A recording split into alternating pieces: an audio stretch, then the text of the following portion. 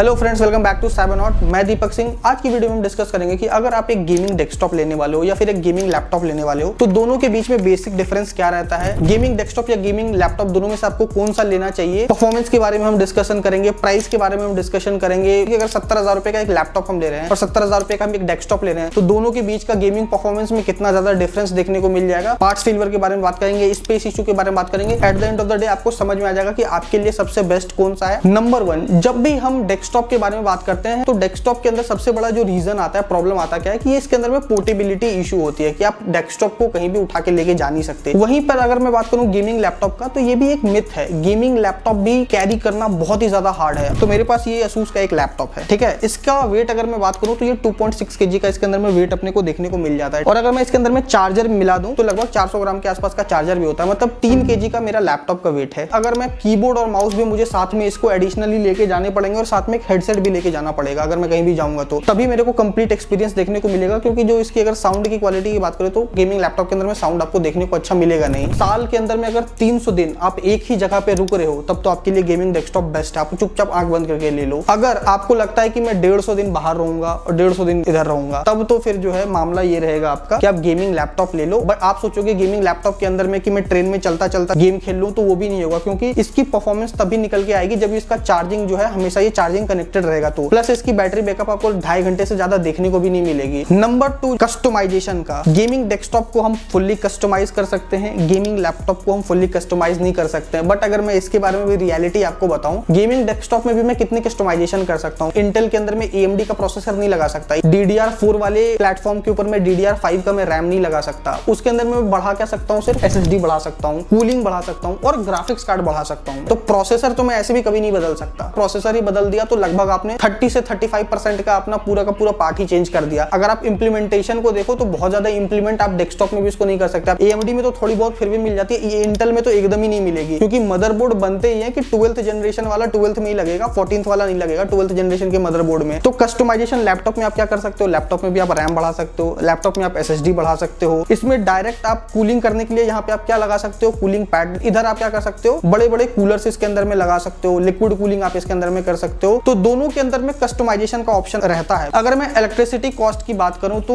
Average electricity cost जो है आपको डेस्कटॉप में हाई देखने को मिलेगी एज कंपेयर टू लैपटॉप। क्योंकि डेस्कटॉप में होता क्या है, इसके अंदर में अगर आप एक अच्छा गेमिंग प्लेटफॉर्म बना रहे हो तो मिनिमम 850 वॉट की पावर सप्लाई आप एक्सपेक्ट करके चलो कि आजकल के जो हाई TDP के ग्राफिक्स कार्ड आते हैं तो उसके अंदर में आपको TGP हाई रहती है, तो वहां पे आपको ज्यादा आपको इलेक्ट्रिसिटी कॉस्ट देखने को मिल जाएगी। साथ में आपका एक्सटर्नली मॉनिटर कनेक्टेड रहता है, तो इस वजह से आपको ज्यादा इलेक्ट्रिसिटी कॉस्ट डेस्कटॉप में मिलेगी, इलेक्ट्रिसिटी कॉस्ट इसमें कम मिलेगी। अगर मैं एवरेज की बात करूं तो मेरे को लगता है 800 से 900 रुपए, अगर मैं एवरेज 5-6 घंटे अगर गेमिंग करता हूं तो मेरा 800 से 900 रुपए के आसपास की इलेक्ट्रिसिटी कॉस्ट देखने को लग जाती है डेस्कटॉप में। वहीं पे यहाँ पर अगर मैं बात करूं तो बहुत मिनिमल है, 300-400 रुपए I feel is like enough. आप कहोगे कि डेस्कटॉप के अंदर में लाइट गई तो डेस्कटॉप बंद, same goes with laptop as well. Laptop direct बंद नहीं होगा बट सीधा सीधा परफॉर्मेंस में 30% का आपको ड्रॉप देखने को मिलेगा। हमेशा इलेक्ट्रिसिटी रहेगी तभी आप गेमिंग मजे से कर सकोगे। फिर अपना आता है वायर मैनेजमेंट। वायर मैनेजमेंट एक बहुत ही बड़ा सरदर्द है गेमिंग डेस्कटॉप के लिए। आपको इसके पीछे तो दिखेगा नहीं,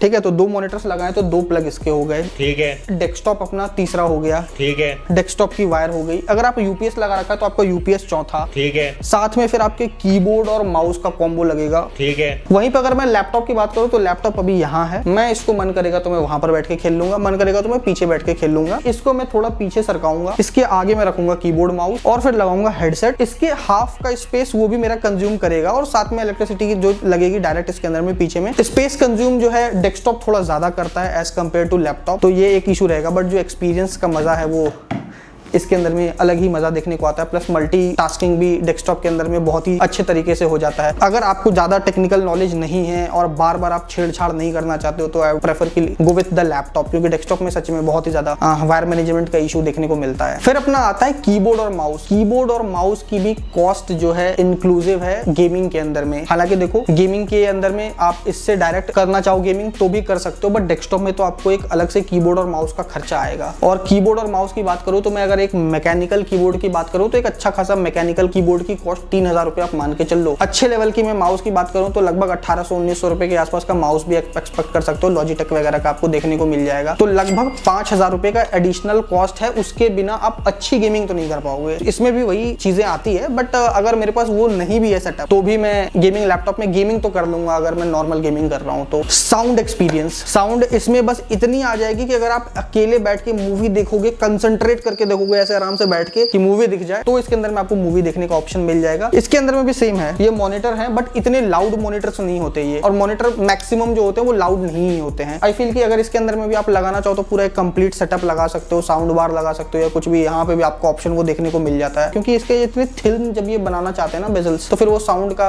हो नहीं पाता। सेम गोज विद इसका भी अगर मैं साउंड की क्वालिटी चेक कराऊं तो बहुत ही बुरी आती है इसकी। पार्ट्स फेलियर, पार्ट्स जो है आपके डैमेज हो जाना है, इसकी प्रोबेबिलिटी लैपटॉप में ज्यादा है या डेस्कटॉप में ज्यादा है? मेरे पास एक एसर का लैपटॉप पड़ा हुआ है, ये डेड है लगभग, I think it's more than 1.5 साल से ये लैपटॉप डेड है। आप देखो पूरा चमक रहा होगा लैपटॉप आपके सामने।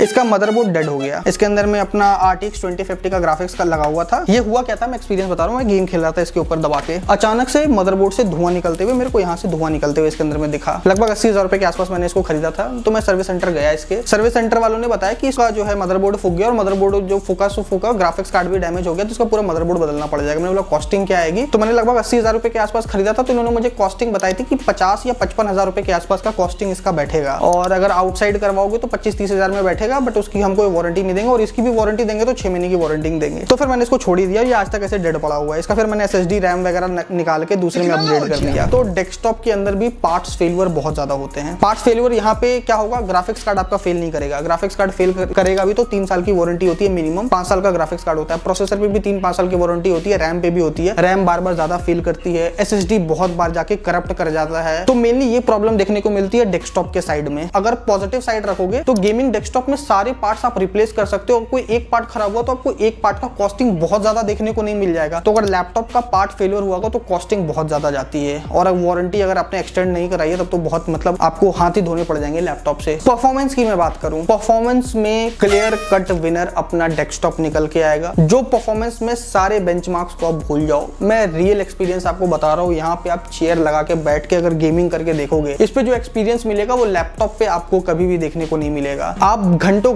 खेल जाओगे और आपको आंख पे उतना ज्यादा जोर भी नहीं पड़ेगा एज कम्पेयर टू जो लैपटॉप आपको पड़ता है। अगर मैं कंक्लूजन की बात करूं, गेमिंग डेस्कटॉप पर सिर्फ और सिर्फ आप तभी लो जब सिर्फ और सिर्फ आपका काम है गेमिंग करना। अगर आप पढ़ाई लिखाई, कंटेंट कंजम्पशन वगैरह सारी चीजें करना चाहते हो, ट्रैवलिंग, पोर्टेबिलिटी सब कुछ चाहिए, तो लैपटॉप आपका बेस्ट ऑप्शन है। इसके अलावा काम बाकी सारी चीजें लैपटॉप में हो जाएंगी, डेस्कटॉप के अंदर में भी हो जाएगी, बट जब आपको काम की जरूरत पड़ेगी आपको यहाँ के बैठना पड़ेगा। एक गेमिंग डेस्कटॉप भी ले लो, एक गेमिंग लैपटॉप भी ले लो। दोनों की मैं अगर कॉम्बो बना दूं तो जो गेमिंग लैपटॉप आप 60 से 65 हजार रुपए के अंदर में लोगे, सेम परफॉर्मेंस अगर मुझे गेमिंग डेस्कटॉप के अंदर में अचीव करनी है तो मैं 35-40 हजार रुपए में सेम परफॉर्मेंस अचीव कर सकता हूँ। लाख रुपए का बजट है, दोनों का कॉम्बो बन जाएगा। और अगर सिर्फ एक चीज लेनी है, अगर पोर्टेबिलिटी वाला फैक्टर है तो लैपटॉप की तरफ, और अगर फुल एक्सपीरियंस चाहिए और काम धंधा कुछ भी नहीं है, दबा के सिर्फ गेमिंग करनी है और इसी में करियर बनाना है और डेली 4 घंटे खेलने ही और बैठ के खेलने हैं, टेंशन फ्री होकर खेलना है, एंजॉय करके खेलना है, तो गेमिंग का एक्सपीरियंस जो डेस्कटॉप में आएगा वो लैपटॉप में आपको देखने को नहीं मिलेगा। और हर साल जब अपग्रेडेबिलिटी आएगी तब आप इसके अंदर में ग्राफिक्स कार्ड अपग्रेड करके बेस्ट परफॉर्मेंस इसके अंदर में अचीव कर पाओगे। ये था मेरे साइड से। अब आप कमेंट सेक्शन में बताओ कि अगर आप मेरी जगह होते तो आप कौन सा